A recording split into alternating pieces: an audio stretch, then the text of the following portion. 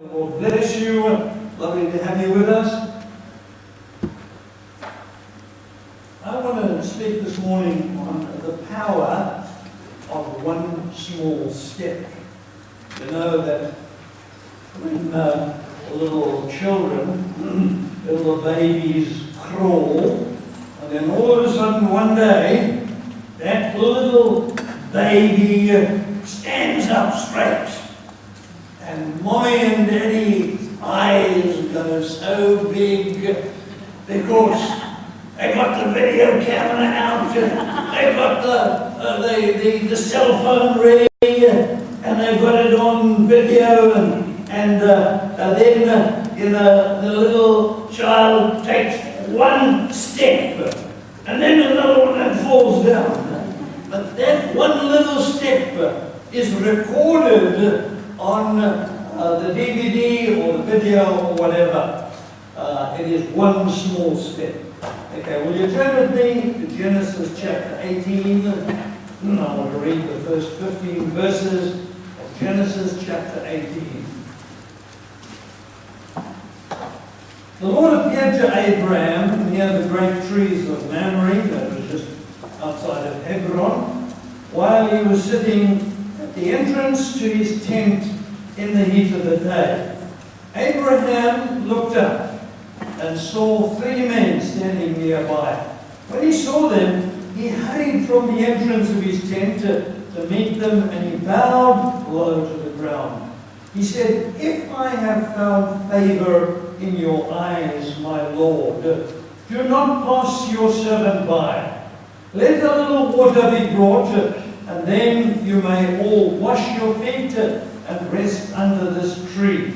Let me get you something to eat, so you can be refreshed and then go on your way, now that you have come to your servant." "Very well," they answered, "do as you say." So Abraham hurried into the tent to Sarah. "Quick," he said, "get 3 seahs of fine flour and knead it and bake some bread." Then he ran to the herd and he selected a choice tender calf, and he gave it to a servant who hurried to prepare it. He then brought some curds and milk and the calf that had been prepared, and he set those before them. While they ate, Abraham stood near them under a tree. "Where is your wife Sarah?" they asked him. "There she is in the tent," he said. And the Lord said, "I will surely return to you about this time next year, and Sarah, your wife, will have a son." Now remember, she was 90 years old, and Abraham was 100.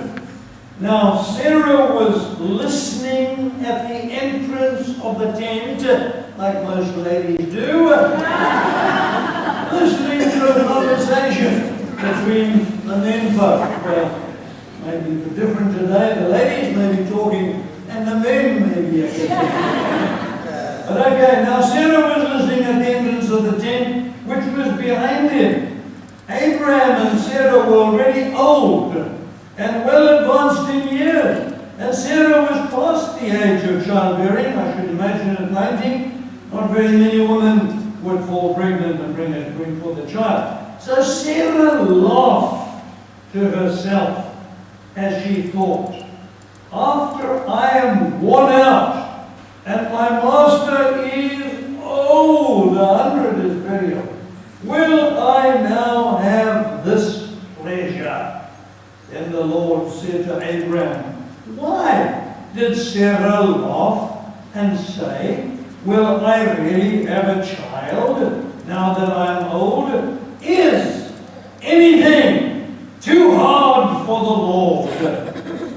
I will return to you at the appointed time next year, and Sarah will have a son." Sarah was afraid, so she lied and said, "I did not laugh." But he, the Lord, said, "Yes, you did laugh." Is anything too hard for God? Say you, God. laugh and then say, look, even if you laugh in your heart, you see, God looks at the heart. But that's not what I'm going to preach about this morning, about whether Sarah lied or not. I'm going to preach to you or speak to you this morning about the power of one small step. As a boy, he was active in the Boy Scouts, and he had earned the rank of Eagle Scout. He was only the second person in his family to attend college or university. In 1950, a week after his 20th birthday, he became a naval aviator, and then later he became an astronaut. The whole world was watching television as the dramatic pictures were broadcast to the world, and we, including myself, were aware that something momentous had happened, and we have never forgotten the images of that man. I was only 29 years of age at that time. Neil Armstrong was here in Port Elizabeth, but not on that day. Later, he was giving his testimony, and Neil Armstrong and his crew touched down at 17 minutes past 8 o'clock at night, according to American Central Time, on July 20th, 1969. I don't think too many of you were even born now, some of you that were born, and you may be just very young at the time, some may be a little older. But on television that day, the whole world and myself saw Neil Armstrong walk down the ladder and step out onto the surface of the moon. We all remembered those famous words that he uttered that were broadcast to all those who had television. South Africa never even had television in those days. You know, we saw it on movie screens or what have you, but the people that saw that and heard those words, I'm sure you've heard them by now, and these were those famous words.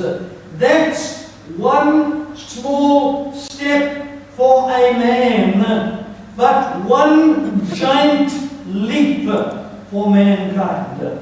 We know that step onto the moon opened the door to much of the space travel we don't even read about. You hardly ever even hear about space travel these days. It's something so common. But in those days, it was an incredible thing that had happened, that a man actually had stepped onto the moon.